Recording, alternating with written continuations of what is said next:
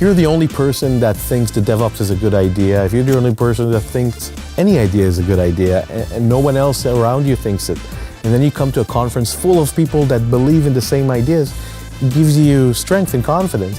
I think the benefits for people who attend a conference like this are enormous. They get the chance to meet other people who are in this space, which moves so quickly that if you're not in touch with what's happening, it's very, very easy to be left behind.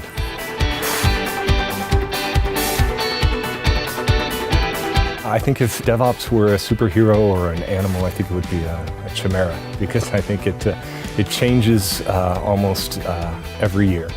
It's probably going to be a superhero that fails a lot, just because it is a relatively new thing and people tend to fall flat on their face. So I think it's going to be a very clumsy superhero at some point.